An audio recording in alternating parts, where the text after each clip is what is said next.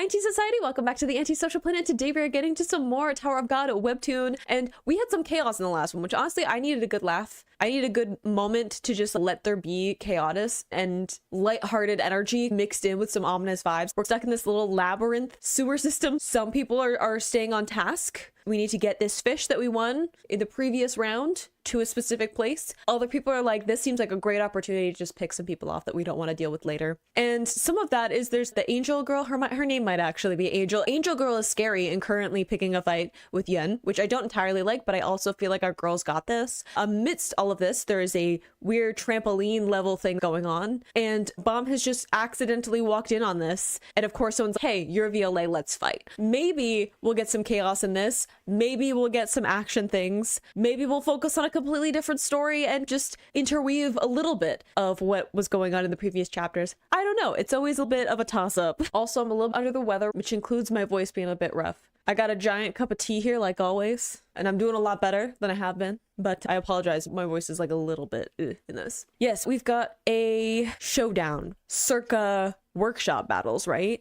We're just still watching this. We're still just observing from a distance. There isn't an impending fight that Lady Gray should be paying attention to. Yeah, there's a whole thing happening right now. There's a fight. There are a couple that may or may not still be bouncing between the trampolines at infinitum. There's a lot going on. Okay, so her name is Angel. I'm like, I know that she's got the angel aesthetic thing going on, but I remember correctly, her name is actually Angel. Don't say that to Bomb. That's going to make him want to get involved. Oh, yes. No, we had already someone who was like, I would like to pick a fight. Oh, are we going to have someone step forward? I feel like everyone in the tower has a little bit of a death wish, right? I don't feel like you get this far without being a little blasé about the fact that you might be horrifically killed in some way. Granting that wish, are we raising more people from the dead? Because I feel like we should all collectively agree that is a bad thing to do. It never works out. It's always terrible in some way. I just like, all right, I'm going to kill you. It's good to know that Bomb doesn't need to be involved by these two just really wanting to pick a fight. What are we doing? We got some weapons, some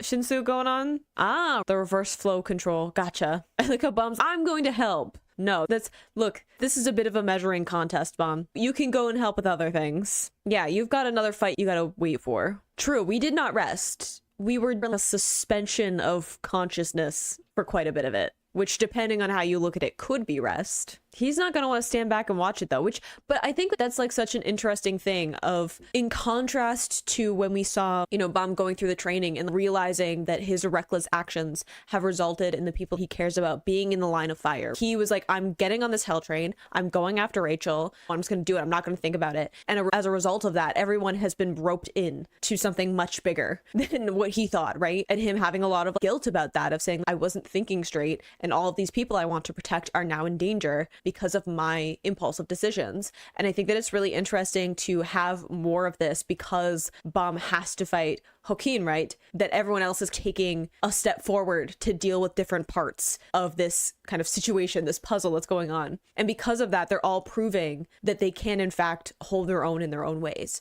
right? They're showing that there are useful people, that they don't need to just sit back and let Bomb protect them or step in front of danger for them. Yes, he does have to do quite a bit, but I also think it's interesting for him to see that he has people around him who have also made it this far, right? Have made it this far up the tower, have dealt with a lot of things, have been doing a bunch of training without him being around. Him going through the beginning of season 2, he wasn't with any of the people from season 1. Meeting up with more people now as we're going through the Hell Train arc, right? He hasn't been with all of Team Sweet and Sour. He doesn't know fully what they've been training and working on. He doesn't fully know what they're capable of. It's interesting to have some of that here as well. See right there, saying we're not weak enough to need your help. And I think that's something that Bomb's just going to have to relearn, right? Especially since he spent so much time as Violet, being a lone wolf, pushing people away, doing everything himself, not wanting other people to get involved. And now he has this deep-seated fear that he's going to lose people and he wants to protect everybody, right? But he also has to let people do their own things. He has to let them participate. He has to let them prove themselves. They are all capable enough to have made it this far. And because of that,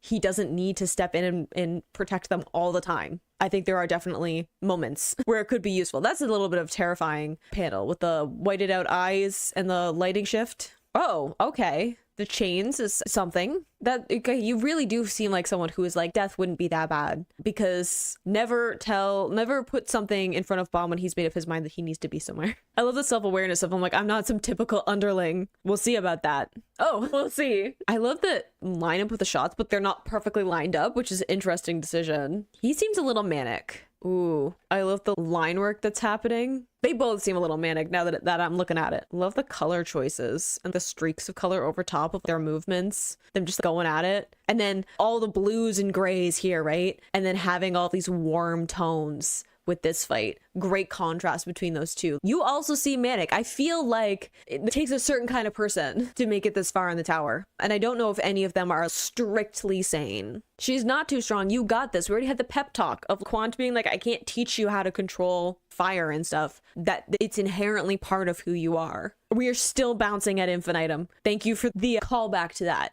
Checking in. They're encouraging. They're being teammates as best they can. Girl, you got this. Ooh, I don't like the threat there, but I get it. She's so used to having to restrain her power, right? She's so used to being afraid of what she is capable of. And we saw the flashback in the last video I did of her remembering, learning about her abilities and the way people praised her for doing something absolutely horrific to another being, right? And her continuously since the beginning of season 2 being terrified of what she has inside of her and her ability to not control it, suppress it, master it, right? Her being in a context of them being like, you have all of that power. What you lack is the courage or the self-belief that you can unleash it, right? I can understand it's a volatile power. I like our burb, even if they can't fly. Are we gonna step in? Oh no, we did not. We did not step in. I thought that we were going to. This of all the lines over not a super expressive panel. Like it isn't this huge facial expression reaction like we had up here, right? But all the line work over top of it seeming like scratches or even like water or whatever, like, and the color shift there, and even it being buried behind the other panels is like this quiet shock of what's happening. It's just a really interesting contrast. I liked our burb. I hope he's okay, but I also understand that sometimes we lose some. Ooh, this little flame starting, but also I can understand the point of, hey, don't just follow around the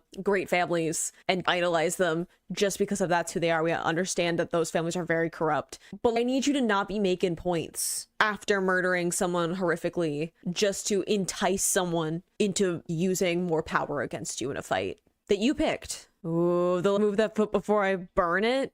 Girl, let's go. That's our girl right there. You got this. I believed in you from the start. Let's go. Sheesh, look at this panel starting off. I love that we're getting the repeat of the previous line, but pulled out, right? Instead of that inner flame really close up on her hand, we're getting a full panel on this one. Come on, let's do this. You wanted to see her full power. Let's do it. There's a strange calm over her too. Despite all of the burning around her, her face is very calm. Like I was saying before, this quiet shock of what's happening, of her just settling in to her ability and like, I am going to destroy you. Like, I'm gonna do it. It might be like when I actually get mad and it just like simmers. I get super quiet when I'm mad and it scares people a lot. Girl, you seem very confident given what is happening. Like the human torch that is in front of you and you're just like still poking fun. A little self-preservation would not go amiss. Ooh, dang, let's go. Yeah, you want to see her full power. Let's do it.